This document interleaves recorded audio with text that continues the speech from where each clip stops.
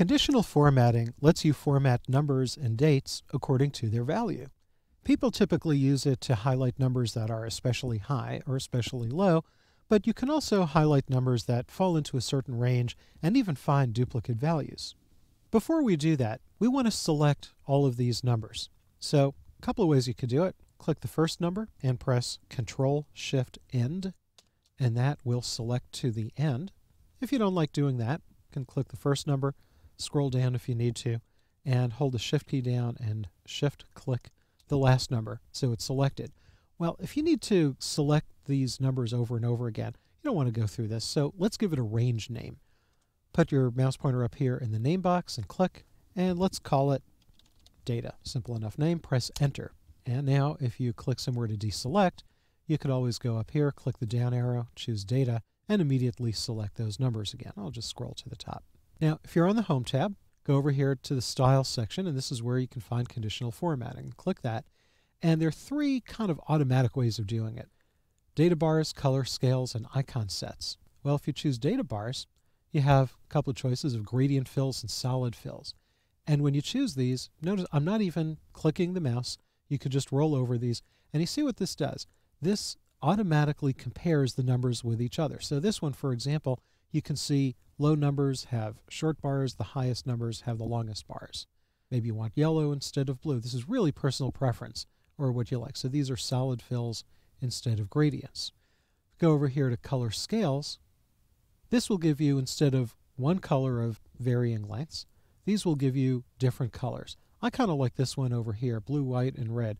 Not just because it's patriotic, but because this clearly shows you that the highest numbers are the darkest blue and that the smallest numbers are white. And if you want the reverse color scheme, you have red, white, and blue. These are some very automatic built-in ways of comparing numbers with each other. Let's also go to icon sets. And here you have all these icons. Honestly, I would not use some of these, but I want to show you. Here you have some directional arrows. So in this one, for example, a down red arrow is for the lowest numbers, and up green arrows for the highest numbers. Maybe instead of a scale of 3 arrows, you want 4 arrows or 5 arrows. So for this one, for example, an upward green arrow is the highest number, lowest numbers are down red arrow, and then you have 3 yellow arrows in the middle. Maybe you want bars kind of like on your cell phone. So here's a scale of 1 to 4, or here's a scale of 0 to 4. And again, you can look at the numbers and you can see a scale of 0 is the lowest number, and all 4 bars are the highest number. Now, let's say we click one. I'll choose this, click off it so you can see it. Let's go and reselect the data area, scroll to the top if you need to. Let's go back to conditional formatting, and let's apply data bars.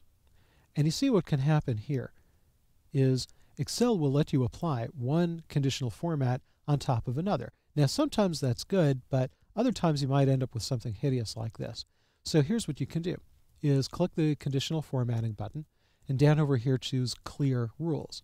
Now you could clear rules from selected cells. What I'm going to choose here is clear rules from entire sheet. So that wipes out all the conditional formatting.